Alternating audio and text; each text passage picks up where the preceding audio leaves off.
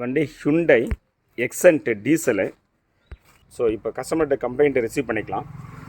சொல்லுங்கள் சார். வண்டி ஒரு 1500 ஆர்பிஎத்துக்கு மேலே போச்சுன்னா வண்டி ஸ்டிக் ஆகிடுது, அப்படியே ரேஸ் ஆகிடுது, ஆட்டோமேட்டிக்காக ரேஸ் ஆகி ஒயிட் ஸ்மோக் தருது, கரகரன்னு அரைக்குது வண்டி. ஓகே, அது செஞ்சு காட்ட முடியுமா உங்களால்? ட்ரை பண்ணி பாருங்கள். ஓகே,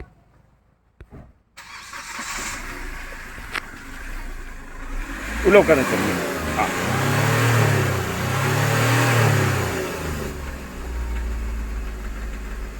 ஸோ வண்டி ஸ்டக் ஆகிடுச்சு.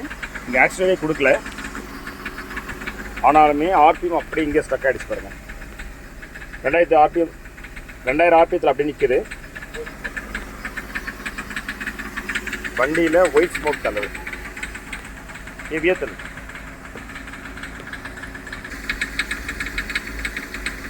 என்ஜின்லேயும் டக்கடக்குன்னு அடிக்குது. சார் பேனட் ஓப்பன் பண்ணுங்க, ஓப்பன் பண்ணி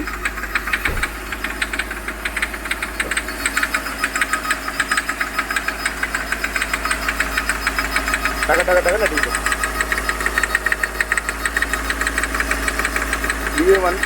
இது என்ஜினோட ரிதமே கிடையாது. ஐடிங் ஆப்ஷன் ஹெவியாக போகுது. 2000 ஆர்பிஎம் டக்குன்னு அடிக்குது.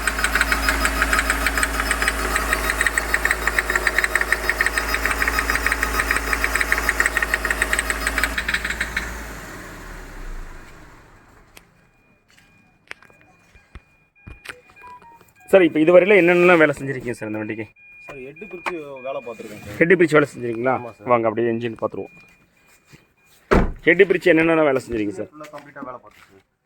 என்னென்ன வேலை செஞ்சீங்க சார்? வண்டி ஆயில் ஸ்டிக் எடுத்து அதில் ஒரு ஏர் கம்ப்ரஷன் மாதிரி வந்துட்டு இன்ஜினே ஃபுல்லாக கம்ப்ளீட்டாக வேலை பார்த்து. இப்போ வருதுங்களா அது மாதிரி? இல்லை, இப்போ வரல, அதெல்லாம் எந்த பிரச்சனையும் இல்லை. ஓகே, இந்த ப்ராப்ளம் மட்டும்தான் இருக்குது. ஓகே, இப்போ நீங்கள் ஹெட்டு பிரிச்சு வேலை செஞ்சீங்க இல்லையா? ஆமாம். இந்த பர்பஸ்க்காக தான் பண்ணீங்களா? இந்த காரணத்துக்காக தான் பண்ணீங்களா? இதில் ஒரு மாதிரி கேஸ் வர மாதிரி காற்று வந்துமே எனக்கு ஒரு மாதிரி. சரி, அதனால வேலை பார்த்தேன். சரி, இதில் காற்று வரதா வந்துட்டு போட்டோம். அது எதுக்காக ஒர்க் பண்ணுறீங்க? இதுக்கு அப்புறம் தான் இந்த பிரச்சனை வர ஆரம்பிச்சுது. ஓகே, இல்லை, அதுக்கு முன்னே இன்ஜின் பிரிக்கிறது முன்னே இந்த ப்ராப்ளம் இருந்து. ஓகே, அதுக்கப்புறம் இன்ஜின் பிரித்து வேலை பார்த்தோம். சரி, சரியாக போயிடும். இந்த கம்ப்ளைண்ட்டாக இருந்ததால் இன்ஜினே பிரித்து வேலை பார்த்தோம். சரி, சரியாயிடும்னு பார்த்தேன். அதுக்கப்புறம் சரியாகல.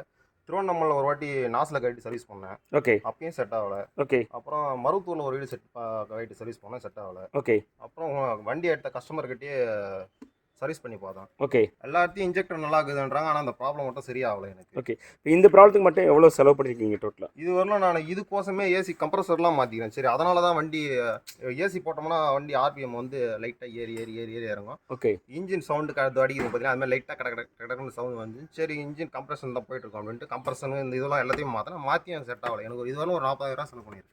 ஓகே, இப்போ இந்த ப்ராப்ளத்துக்காக நீங்கள் இன்ஜின் கம்ப்ரஷன், அதாவது கம்ப்ரஸரே மாற்றுறீங்களா? கம்ப்ரஸரு இந்த காயில் எல்லாத்தையுமே மாற்றியும் செட் ஆகும். கண்டென்சர், இங்கே இருக்கிற கண்டென்சரே மாற்றுறீங்க? அதையும் மாற்றுறேன். ஏசி கம்ப்ரஸரு, கண்டென்சரு எல்லாத்தையுமே மாற்றி எனக்கு அந்த பிரச்சனை சால்வ் ஆகலை. ஓகே, ஸோ இது வரைக்கும் 40,000 செலவு பண்ணியிருக்கீங்களா? சரி, என்னோட கொஷினு இப்போ என்னென்னா, இப்போ நீங்கள் என்ஜின் ஒர்க் பண்ணீங்க இல்லையா? இப்போ இதில் இருந்து இந்த ஆயில் ஸ்டிக் வழியாக ஆயில் வந்து மேலே அடிச்சிங்களா? ஸ்பேஸ் வரல, ஒரு மாதிரி காற்று மாதிரி வந்துட்டு லைட்டாக காற்று மாதிரி வந்து. சரி, இப்போ நான் என்ன கேட்குறேன்னா, அந்த காற்று மாதிரி வந்ததுனால உங்களுக்கு பிக்கப்பில் ஏதாவது பிரச்சனை இருந்துச்சா? அதெல்லாம் எந்த பிரச்சனையும் இல்லை. பிரச்சனை இல்லை. இப்போ நான் என்ன கேட்குறேன்னா, அது வந்து நீங்கள் அந்த ஒர்க்கை பண்ணியிருக்க வேண்டிய அவசியம் இல்லை. இப்போ நீங்கள் அதை செய்யலைன்னா என்ன ஆயிருக்கும்? மெக்கானிக் வந்து என்ன சொன்னார்னா, இது நாளாக இன்ஜின் சீஸ் ஆகிடுச்சுன்னா உங்களுக்கு செலவு அதிகமாக வச்சிடும். இது வந்து நான் எடுத்தேன். சரி, அதனால் நீ அங்கேயே எதுவுமே விட்டனா உங்களுக்கு காஸ்ட் கம்மியாகிடும், அவங்களே பண்ணி கொடுத்துருவாங்கன்றதால எதுவுமே அவங்ககிட்டே விட்டு அவங்க பண்ணி கொடுத்தாங்க. ஓகே, ஒரு பாதி காசு நான் செலவு பண்ணால் பாதி காசு இது பண்ணேன். இது மெக்கானிக் என்ன சொன்னாங்கன்னா, இது இப்படியே வச்சுன்னு ஓட்டினா உனக்கு பின்னாடி ஆயில் அடிக்க ஆரம்பிச்சிடும். ஓகே, எவ்வளோ செலவு வச்சு இந்த இன்ஜின் ஒர்க் பண்ணதுக்கு? அவங்க ஒரு 25,000 செலவு பண்ணாங்க, நான் ஒரு 25,000 தனியாக கொடுத்தேன். செலவு பண்ணுங்க. ஓகே, ஆமாம், சரி. ஆனால் இந்த இன்ஜின் ஒர்க் பண்ணுறதுக்கு முன்னாடி இந்த ப்ராப்ளம் இருந்தது உங்களுக்கு? இருந்தது. அது ஆனால் அந்த ப்ராப்ளம் அப்படி இருக்குது. நீங்கள் என்ன நினச்சிங்கன்னா, இந்த இன்ஜின் வேலைக்கு இது சரி பண்ணாக்க அது சரியாயிடும் அப்படின்ட்டு அதையும் நினச்சிட்டு இருந்தேன். சரி, மெக்கானிக் அதை தான் சொன்னார். சரி, இதை சரி பண்ணி பாரா, சரியாவதா பார்க்கலாம் அப்படின்னாரு. சரி பண்ணி அது செட் ஆகலை. அப்புறம் நாசில் எல்லாத்தையும் சரி பண்ணி பார்த்தேன். அப்படின்னு பார்த்தீங்கன்னா இப்போ கிட்டத்தட்ட நீங்கள் வந்து 90,000 செலவு பண்ணிட்டேன். ஓகே, ஸ்கேன் பண்ணி பார்த்துடலாம். எந்த எரர் கூட இல்லை. இந்த வண்டியில் இசிஎம் ஃபால்ட்லாம் கிடையாது. இதுதான் இசிஎம் இந்த வண்டியில். இது ஃபால்ட் கிடையாது.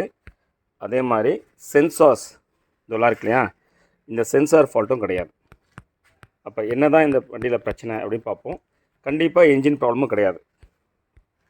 ஏன்னா வண்டி ஒரே டைமில் ஸ்டார்ட் ஆகுது, லேட் ஸ்டார்ட்லாம் இல்லை, கம்ப்ரஷன் இஷ்யூலாம் கிடையாது. சரிங்களா? அப்போது வண்டியில் இசிஎம் ஃபால்ட்டும் கிடையாது, சென்சார் ஃபால்ட்டும் கிடையாது, கம்ப்ரஷன் இஷ்யூஸ் இல்லை அப்படின்னா, அப்போ இந்த வண்டி இந்த மாதிரி மிஸ்பிஹேவ் பண்ணுது அப்படின்னா என்னவாக இருக்கும்? வண்டியை ஆக்சிலேட் பண்ணி ஒரு 2000 மேலே விடுறேன். ஓகே, ஸ்டக் ஆகிடுச்சு. So actual injection quantity now it shows 0.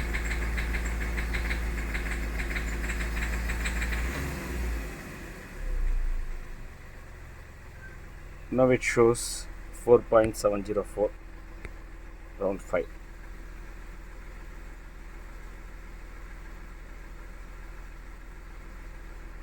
Viewers, இந்த வண்டியை கம்ப்ளீட்டாக டயக்னோஸ் பண்ணிட்டோம். இந்த வண்டி நம்ம டயக்னோஸ் பண்ணினதில் இசிஎம் ஃபால்ட் எதுவும் கிடையாது, சென்சார் ஃபால்ட்டும் கிடையாது, ஈவன் கம்ப்ரெஷன் இஷ்யூவும் கிடையாது. என்ஜினோட கம்ப்ரெஷன் நல்லா தான் இருக்குது.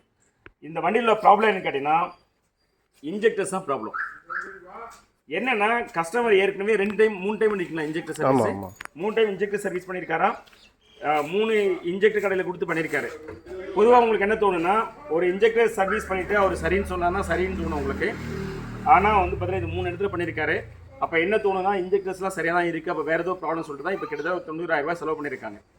ஒரு விஷயம் நீங்கள் புரிஞ்சுங்க, இன்ஜெக்டர்ஸ் வந்து பார்த்தீங்கன்னா இங்கே சர்வீஸ் பண்ணுறதுலாம் வந்து நான் அதிகமாக அதை பற்றி நான் கமெண்ட்ஸ் கொடுக்க விரும்பல. நான் நிறைய டைம் நிறைய வீடியோ சொல்லியிருக்கேன், இன்ஜெக்டர்ஸ்லாம் வந்து replaceable, it is not serviceable. யாரோ ஒரு சிலருக்கு இன்ஜெக்டர் சர்வீஸ் பண்ணால் செட் ஆகுது அப்படின்னா அதெல்லாம் லக்கு, இல்லை அந்த இன்ஜெக்டர்ஸோடைய டெக்னாலஜி அந்த மாதிரி இருக்கலாம். இப்போ இருக்கிற most of the injectors technology வந்து பார்த்தீங்கன்னா சர்வீசபிள் கிடையாது. சரியா, திரும்ப சர்வீஸ் பண்ணுங்க, சர்வீஸ் பண்ணால் சில நேரம் கிளிக் ஆகலாம், ஆனால் எல்லா நேரமும் வந்து பார்த்தீங்கன்னா 100% வந்து கிளிக் ஆகும்னு சொல்ல முடியாது. இப்போ பாருங்க, இந்த இன்ஜெக்டர் சர்வீஸ் பண்ணதுனால ஒரு 90,000 வேஸ்ட்டாக போச்சு. சார், இந்த 3 இன்ஜெக்டர்ஸ் நீங்கள் மாற்றிடுங்க. சரிங்க சார். ஓகே. சரியா, ஓகே சார். ஸோ நான் கஸ்டமர் தேங்க்ஸ் சொல்லணும், ஏன்னா அவர் தான் வீடியோ கேப்சர் பண்ணிட்டு இருக்காரு. So thanks sir. தேங்க்யூ.